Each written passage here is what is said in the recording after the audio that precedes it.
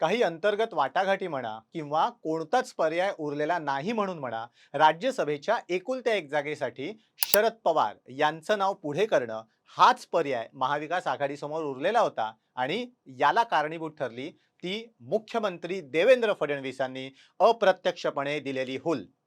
राज्यसभेच्या राज्यातल्या 7 जागांची निवडणूक जाहीर झाली आणि विधानसभेच्या संख्याबळानुसार कोण किती जागा जिंकणार हे स्पष्ट झालं।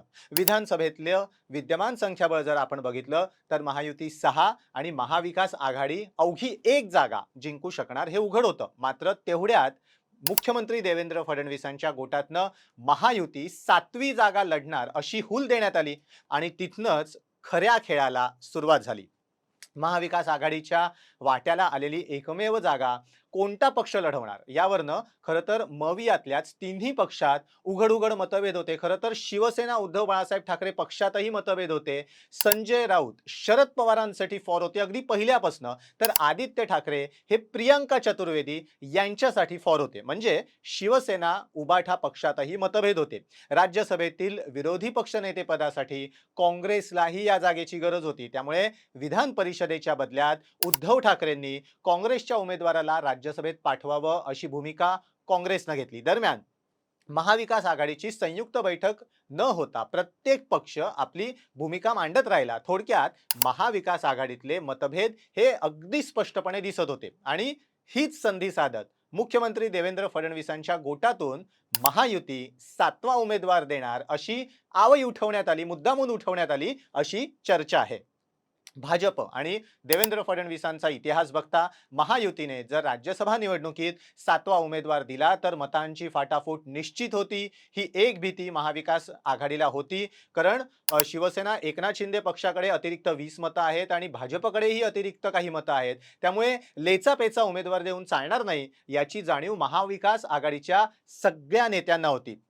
शरद पवार मैदानात असतील तर महायुतीला एकतर फोडाफोडी करणं अवघड जाईल किंवा पवारांच्या ज्येष्ठतेचा मान राखत भाजपकडनं तसे प्रयत्न होणार नाहीत असा कयास बांधण्यात आल्याची चर्चा आहे। दुसरं म्हणजे महाविकास आघाडीची स्थापना करणाऱ्या शरद पवारांनाच जर डावललं आणि इतर कुणाला राज्यसभेत पाठवलं तर महाविकास आघाडीमध्ये एकवाक्यता नाही असा मेसेज जाईल। त्यामुळे महाविकास आघाडीची राजकीय प्रतिमा खराब होण्याची भीती व्यक्त केली जात होती। अखेर या सगळ्या गदारोळाच्या पार्श्वभूमीवर महाविकास आघाडीतल्या सर्व पक्षांनी शरद पवार यांचंच नाव अंतिम केल्याचं स्पष्ट झालं। अर्थात यातून देवेंद्र फडणवीसांना जे साध्य करायचं होतं ते त्यांनी साध्य केलं अशी कुजबूज आहे।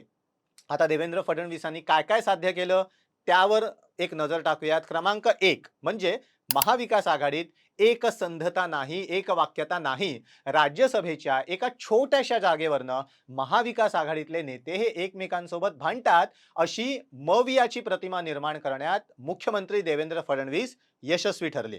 दुसरा आणि अत्यंत महत्त्वाचा मुद्दा म्हणजे शरद पवार यांच्याशिवाय महाविकास आघाडीकडे अजूनही पर्याय नाही हेही ठसवण्यात देवेंद्र फडणवीस यशस्वी ठरले। शरद पवारांना या वयात मैदानात उतरावं लागतंय, नेतृत्व करावं लागतंय, यावरनं महाविकास आघाडी केवळ शरद पवार सांभाळू शकतात, उद्धव ठाकरे किंवा काँग्रेस नाही असा स्पष्ट मेसेज या निमित्तानं देण्यात आला किंवा तसा मेसेज देण्यात देवेंद्र फडणवीस, भाजप, महायुती यशस्वी ठरली असं म्हणायला वाव आहे।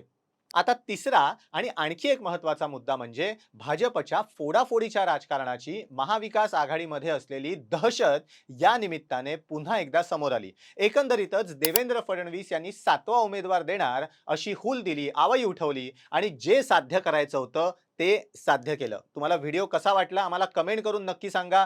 मुख्यमंत्री देवेंद्र फडणवीस यांनी खेळलेल्या खेळीबद्दल तुमचं काय मत आहे? महाविकास आघाडीसमोर शरद पवार यांच्याशिवाय दुसरा पर्यायच नाही, त्यांच्यासमोर नेतृत्वासाठी दुसरा ऑप्शन नाही अशी प्रतिमा निर्माण करण्यात देवेंद्र फडणवीस यशस्वी झाले का? याबद्दल तुमचं काय मत आहे आम्हाला कमेंट करून नक्की सांगा। व्हिडिओ आवडला असेल तर लाईक करायला, शेअर करायला विसरू नका आणि टाइम महाराष्ट्र चॅनल सबस्क्राइब करायला विसरू नका। व्हिडिओ बघितल्याबद्दल धन्यवाद।